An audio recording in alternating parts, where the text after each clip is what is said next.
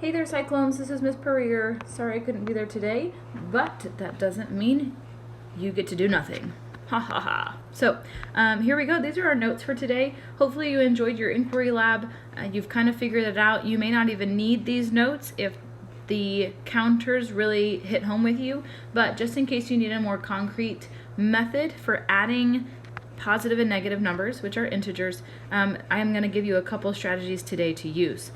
The first strategy being using a number line. This is why I stressed those number lines in the beginning of the year, so that we could use them for such a time as this. So with number lines, you're basically going to be graphing the expression that we see, knowing what we know about the direction of numbers. And so what you're going to want to remember, and even type in here, is if it's positive, you're going to move to the right. And then if it's a negative, it basically means you move left. And we'll see what that looks like here in just a second. So go ahead and fill that in. So what this means is that if we're doing on number 1, 4, that's the first thing I see, this 4 is positive. So I'm always starting from 0, and I'm going to go 4 to the right. So I have 1, 2, 3, 4. That was my plus 4. If you have different colors of pens or highlighters, it might help you in this, because I'm going to switch colors to show that negative. Now remember, negatives move to the left, and you're going to start from where you left off. So I'm going to start from this 4, and that means I'm going to move left 6 places. 1, 2, 3, 4, 5, 6. Wherever I end is the answer to that expression. So I've ended here at negative 2. So this 4 plus negative 6 is negative 2. If you have questions, go ahead and pause and ask some questions and clarify. Otherwise, we're going to go ahead and move on. As you can see on number 2, the number line is not labeled. So you're going to have to label your number line. If you're looking up here, all we have is negative, so we're only going to be moving left. So that means it doesn't really matter where you put 0. You don't have to put it in the middle. These are small enough numbers that you can. So let's go ahead and label 0, 1, 2, 3, negative 1, negative 2, negative 3. And we'll go out a little bit further just in case, right? All right, so this time we're starting with a negative. So from 0, I'm going to go negative 1. And then since I'm going in the same direction, I don't have to change colors, but I'm going to show you that they're different. So from where I left off, I'm going to go to the left 4 for negative 4. 1, 2, 3, 4. Where did I end up?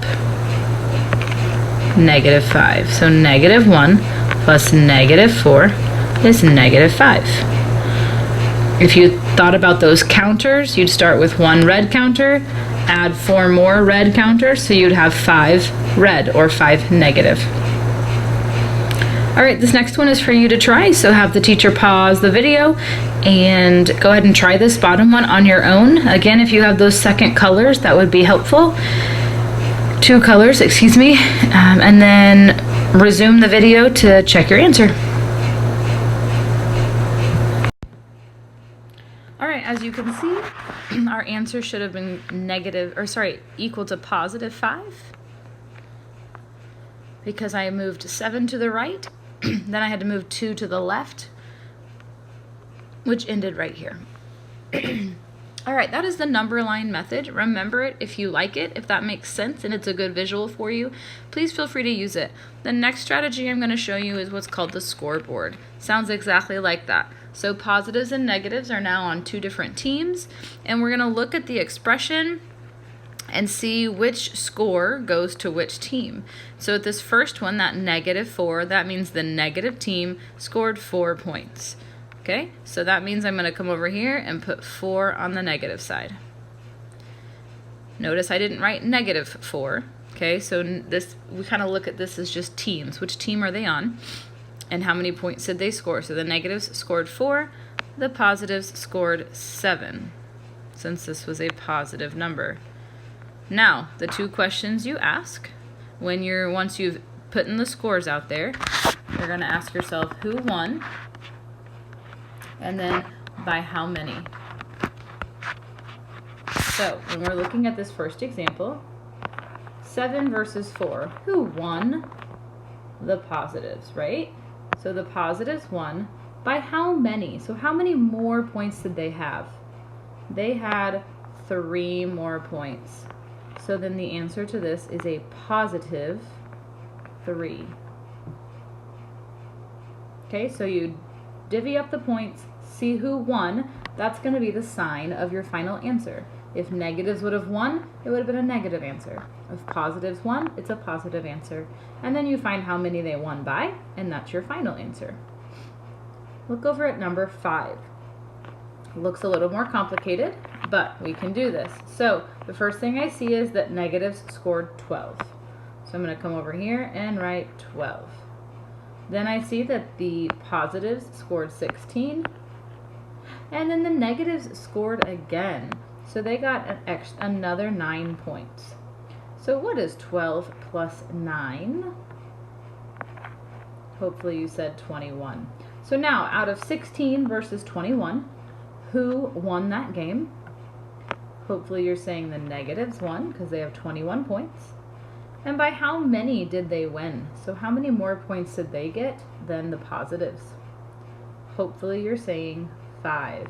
So therefore, since the negatives won, the answer is going to be negative. And by how many they won? 5. So our answer here is negative 5. All right, you have 2 to try on your own. So go ahead, have the teacher pause the video, and go ahead and try numbers 6 and 7. If you need to work with a shoulder partner, feel free to do so.